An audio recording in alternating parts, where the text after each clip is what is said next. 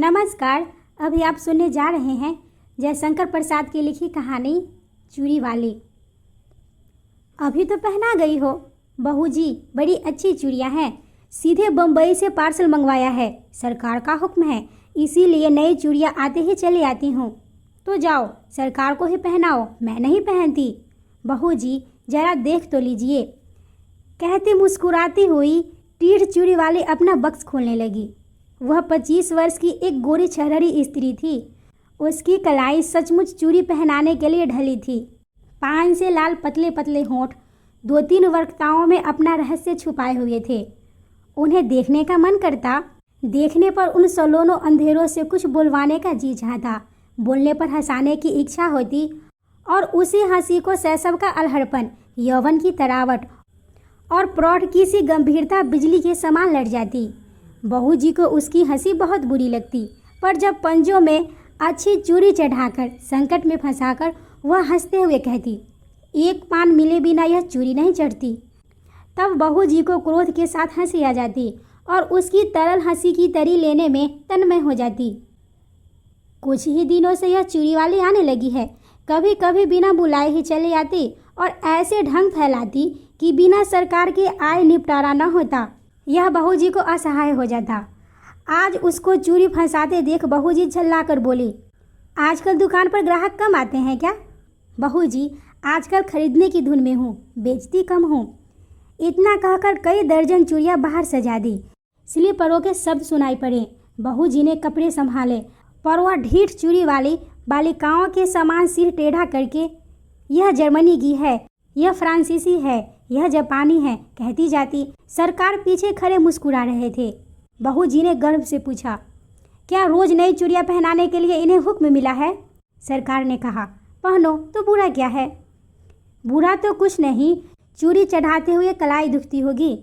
चूड़ी वाली ने सिर नीचा किए कनखियों से देखते हुए कहा। एक लहर सी लाली आंखों की ओर से कपोलों को तर करती हुई दौड़ जाती थी। सरकार ने देखा, एक लालसा भरी युवती व्यंग कर रही है। हृदय में हलचल मच गई। घबराकर बोले, ऐसा है तो ना पहने, भगवान करे रोज पहने। चूड़ी वाली आशीर्वाद देने के गंभीर स्वर और प्रौढ़ा के समान बोली। अच्छा, तुम अभी जाओ। सरकार और चूड़ी वालों दोनों की ओर देखते हुए बहू जी ने झुल्ला कर कहा, तो क्या मैं लौट जाऊं? आप तो कहती थी ना कि सरकार को ही पहनाओ, तो जरा उनसे पहनने के लिए कह दीजिए। निकल मेरे यहाँ से, कहते हुए बाबूजी की आंखें तिलमिला उठी। सरकार धीरे से निकल गए। अपराधी के समान सर नीचा किए चूड़ी वाली अपनी चूड़ियाँ बटोर कर उठी। हृदय की धड़कन में अपने रहस्यपूर्ण निश्वास छोड़ती हुई चली गई। चूड़ी वाली का नाम था बिलासिनी। वह नगर की एक प्रसिद्ध नर्तकी की कन्या थी। उसके रूप और संगीत कला सुख्याति थी, वैभव भी कम न था। विलास और प्रमोद का पर्याप्त संभार मिलने पर भी उसे संतोष न था। हृदय में कोई अभाव खटकता था। वास्तव में उसकी मनोवृत्ति उसके व्यवसाय के प्रतिकूल थी। कुलवधू बनने की अभिलाषा हृदय में और दाम्पत्य सुख का स्वर्गीय स्वप्न उसकी आंखों में समाया था। स्वच्छंद परिणय का व्यापार अरुचिकर हो गया, परंतु समाज उससे हिंसक पशु के समान सशंक था। उससे आश्रय मिलना असंभव जानकर बिलासिनी ने छल के द्वारा वहीं सुख लेना चाहा। यह उसकी सरल आवश्यकता थी, क्योंकि अपने व्यवसाय में उसका प्रेम क्रय करने के लिए बहुत से लोग आते थे, पर बिलासिनी अपना हृदय खोलकर किसी से प्रेम न कर सकती थी। उन्हीं दिनों सरकार के रूप, यौवन और चरित्र ने उसे प्रलोभन दिया। नगर के समीप बाबू विजय कृष्ण की अपनी जमींदारों में बड़ी सुंदर अट्टालिका थी, वहीं रहते थे। उनके अनुचर और प्रजा उन्हें सरकार कहकर पुकारती थी। बिलासिनी की आंखें विजय कृष्ण पर पड़ गई। अपना चीर सज्जित मनोरथ पूर्ण करने के लिए वह कुछ दिनों के लिए चूड़ी वाली बन गई थी। सरकार चूड़ी वाली को जानते हुए भी अनजान बने रहे।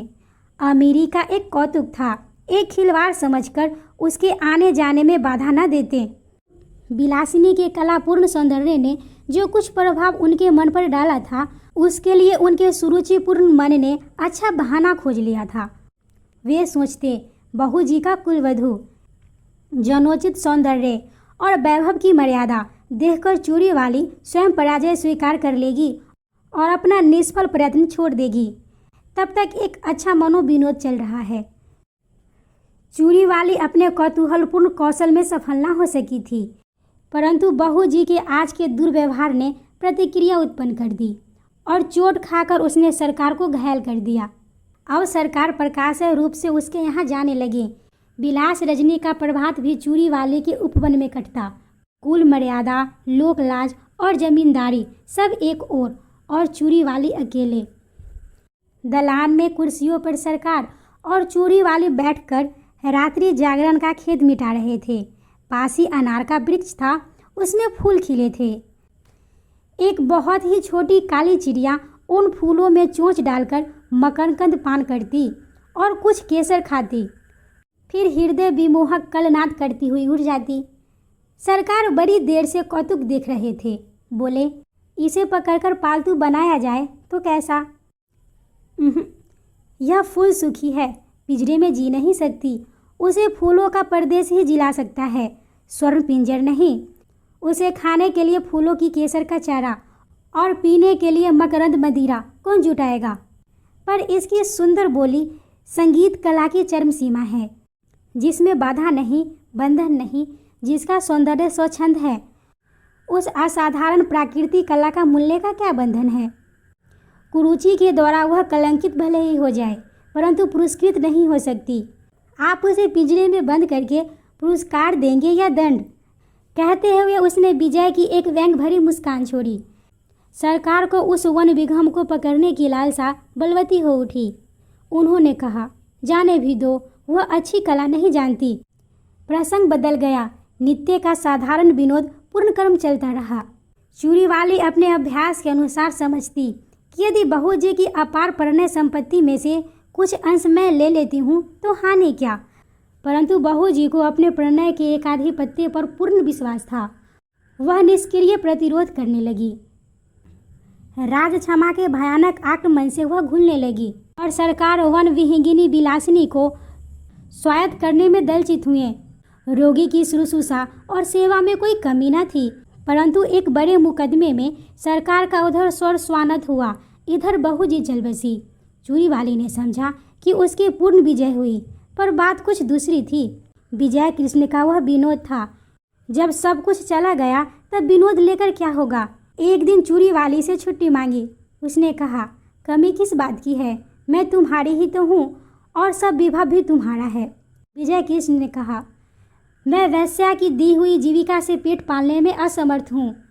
चूड़ी वाली बिलखने लगी, रोई, गिड़गिड़ाई, पर विजय कृष्ण चले ही गए। वह सोचने लगी, अपना व्यवसाय और विजय की गृहस्थी बिगाड़ कर जो सुख खरीदा था उसका कोई मूल्य नहीं।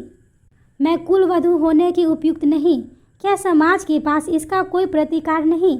इतनी तपस्या और इतना स्वार्थ त्याग व्यर्थ है। परंतु विलासिनी यह नहीं जानती थी कि स्त्री और पुरुष संबंधी समस्त अंतिम निर्णय करने में समाज कितना ही उदार क्यों न हो, दोनों पक्षों को स्वतः संतुष्ट नहीं कर सका और ना कर सकने की आशा है। यह रहस्य दृष्टि को उलझा रखने की कुंजी है। विलासिनी ने बहुत सोच समझकर अपनी दिनचर्या बदल डाली। सरकार से मिली हुई जो कुछ संपत्ति थी उसे बेचकर पास ही के गांव में खेती करने के लिए भूमि लेकर आदर्श हिंदू गृहस्थ की सी तपस्या करने में अपना बिखरा हुआ मन उसने लगा दिया। उसके कच्चे मकान के पास एक विशाल वट वृक्ष और निर्मल जल का सरोवर था। वहीं बैठकर चूड़ी वाली ने पथिकों की सेवा करने का संकल्प किया। थोड़े ही दिनों में अच्छी खेती होने लगी और अन्न से उसका घर भरा रहने लगा।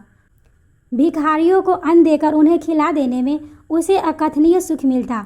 धीरे धीरे दिन ढलने लगा। चूड़ी वाले को सहेली बनाने के लिए यौवन का तीसरा पहर करुणा और शांति को पकड़ना पड़ा। उस पथ से चलने वाली पथिकों को दूर से किसी का कला कुशल कंठ की तान सुनाई पड़ती। अब लो नसानी, अब न नशा हो। वट वृक्ष के नीचे एक अनाथ बालक नंदू को चना और गुड़ की दुकान चूड़ी वाली ने करा दी है। जिन पथिकों के पास पैसे ना होते उनका मूल्य वह स्वयं देकर नंदू की दुकान में घाटा न होने देती और पाठक भी विश्राम किए बिना उस तालाब से न जाता। कुछ ही दिनों में चूड़ी वाले का तलाक विख्यात हो गया। संध्या हो चली थी, पखेरुओं का बसेरे की ओर लौटने का कोलाहल मचा और वट वृक्ष में चहल पहल हो गई। चूड़ी वाली चरनी के पास खड़ी बैलों को देख रही थी। दलान में दीपक जल रहा था। अंधकार उसके घर में और मन में बड़जोरी घुस रहा था। कोलाहल सुनने जीवन में भी चूड़ी वाली को शांति मिली, ऐसा विश्वास नहीं होता था। पास ही उसकी पंडुलियों ने सिर रगड़ता हुआ कलुआ दुम हिला रहा था। सुखिया उसके लिए घर में से कुछ खाने को ले आई थी, पर कलुआ उधर ना देखकर अपनी स्वामिनी से स्नेह जता रहा था। चूड़ी वाली ने हंसते हुए कहा, चल तेरा दुलार हो चुका, जा खा ले। चूड़ी वाली ने मन में सोचा, कंगाल मनुष्य स्नेह के लिए क्यों भीख मांगता है? वह स्वयं नहीं करता, नहीं तो तृण विरुद्ध तथा पशु पक्षी भी तो स्नेह करने के लिए प्रस्तुत हैं। इतने में नंदू ने आकर कहा, माँ, एक बटोही बहुत थका हुआ अभी आया है, भूख के मारे जैसे वह शिथिल हो गया है। तूने क्यों नहीं दे दिया? लेता भी नहीं, कहता है तू बड़ा गरीब लड़का है, तुझसे ना लूँगा। चूड़ी वाले वट वृक्ष की ओर चल पड़ी। अंधेरा हो गया था। पथिक जड़ का सहारा लेकर लेटा था। चूड़ी वाले ने हाथ जोड़कर कहा, महाराज, आप कुछ भोजन कीजिए। तुम कौन हो? पहले की एक वेश्या। छी, मुझे पड़े रहने दो। मैं नहीं चाहता कि तुम मुझसे बोलो भी, क्योंकि तुम्हारा व्यवसाय कितने ही सुखी घरों को उजाड़कर शमशान बना देता है। महाराज, हम लोग तो कला के व्यवसायी हैं।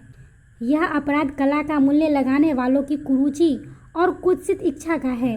संसार में बहुत से निर्लज स्वार्थपूर्ण व्यवसाय चलते हैं, फिर इसी पर इतना क्रोध क्यों?